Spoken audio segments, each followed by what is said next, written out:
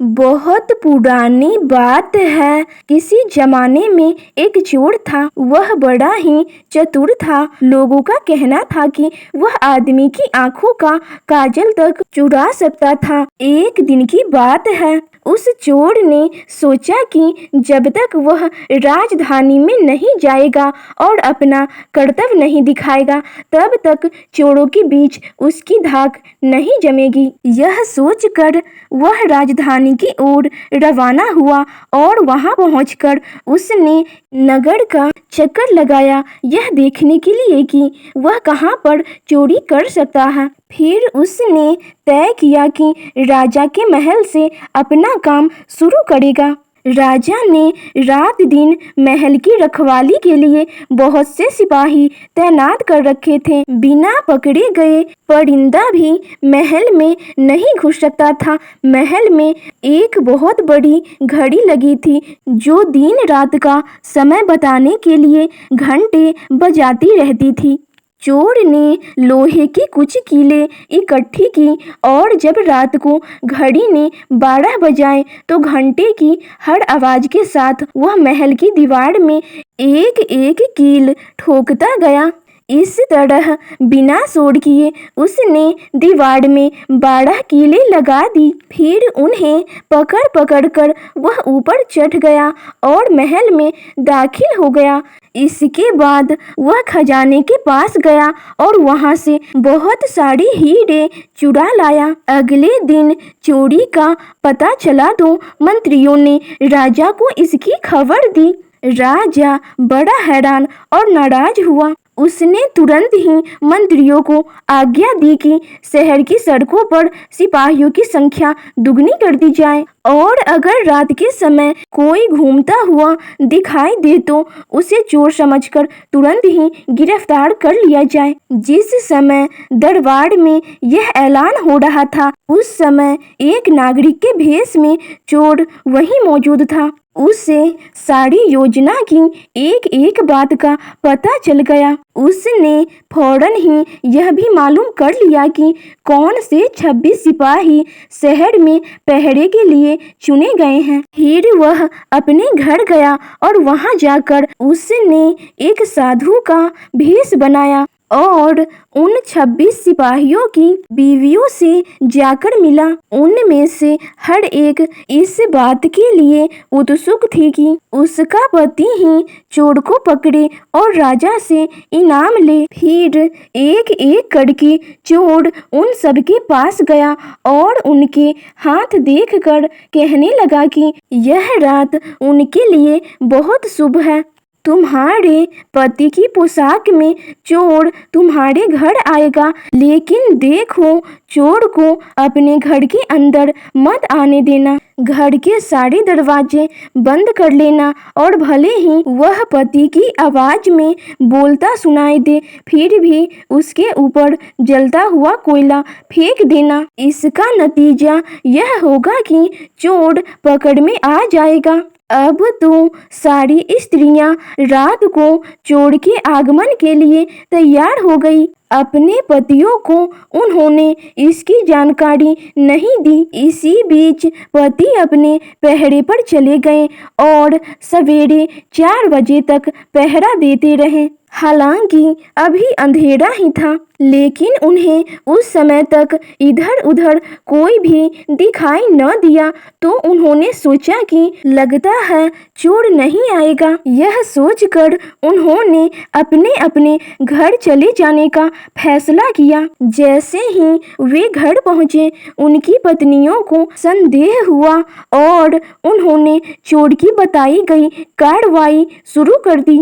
फल यह हुआ कि सिपाही जल गए और बड़ी मुश्किल से अपनी पत्नियों को विश्वास दिला पाए कि वे ही उनके असली पति हैं और उनके लिए दरवाजा खोल दिया जाए। सारे पतियों के जल जाने के कारण उन्हें अस्पताल ले जाया गया। दूसरे दिन राजा दरबार में आया तो उसे सारा हाल सुनाया गया। सुनकर राजा बहुत चिंतित हुआ और उसने कोतवाल को आदेश दिया कि वह स्वयं जाकर चोर को पकड़े। उस रात कोतवाल तैयार होकर शहर में पहरा देने लगा। जब वह एक गली में जा रहा था तो चोर ने जवाब दिया, मैं चोर हूँ। कोतवाल ने समझा कि कोई लड़की उसके साथ मजाक कर रही है। उसने कहा, मजाक छोड़ो और अगर तुम सचमुच चोर हो तो मेरे पास आओ, मैं तुम्हें काठ के इस संदूक में डाल दूंगा। चोर बोला, ठीक है, इससे मेरा क्या बिगड़ेगा। और वह कोतवाल के साथ काठ डालने की जगह पर जा पहुंचा। वहां जाकर चोर ने कहा, कोतवाल साहब, इस काठ को कैसे इस्तेमाल किया जाता है, मेहरबानी करके मुझे समझा दीजिए। कोतवाल ने कहा, तुम्हारा क्या भरोसा, मैं तुम्हें बताऊं और तुम भाग जाओ तो।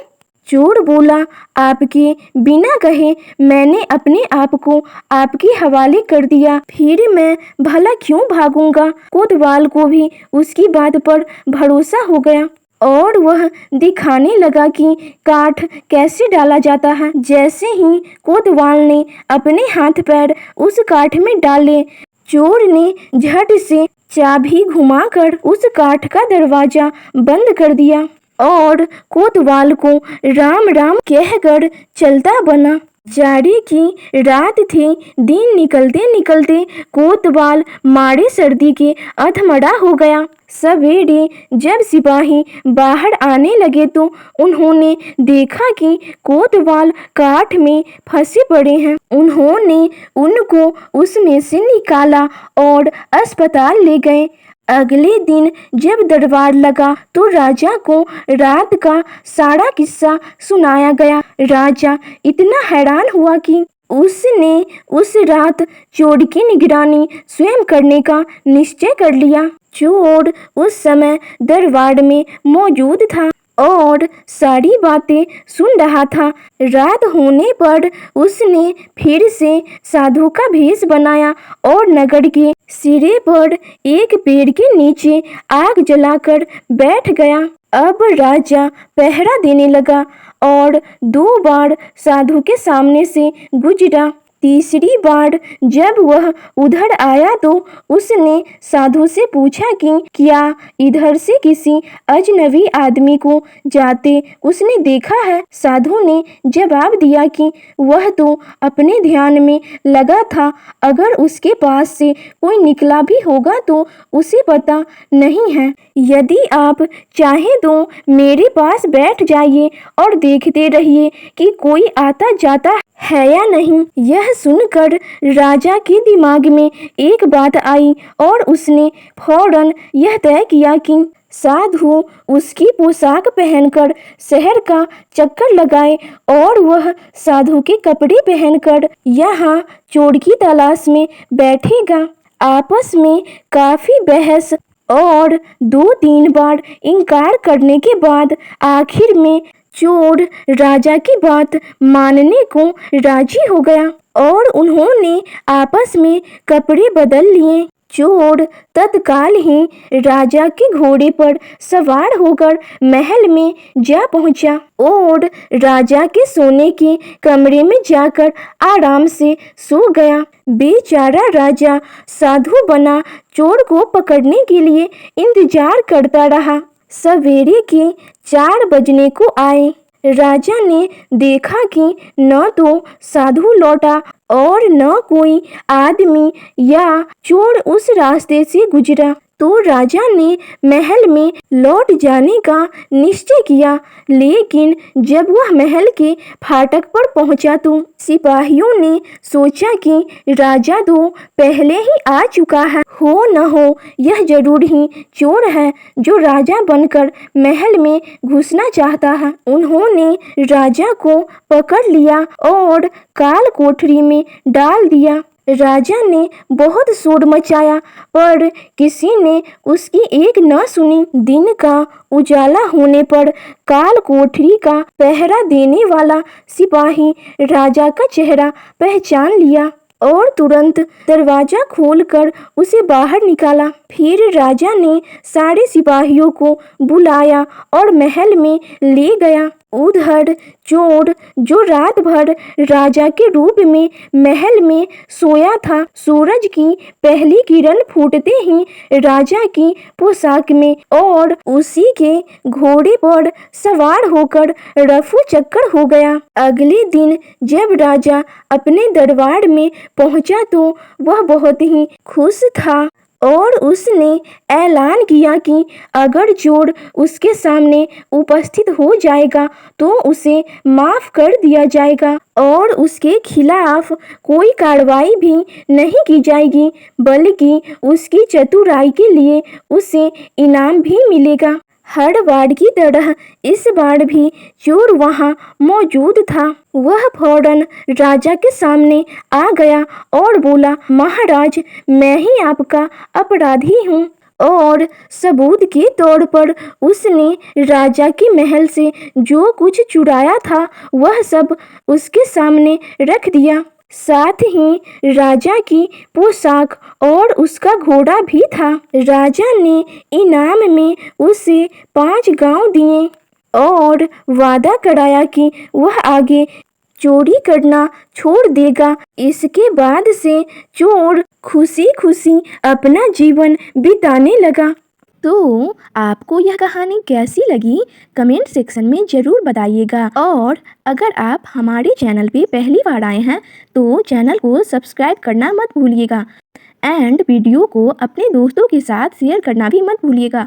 और अभी तक आपने वीडियो को लाइक नहीं किया है तो लाइक भी कर दीजिए। तो मिलते हैं नेक्स्ट वीडियो में, तब तक के लिए thanks for watching this video.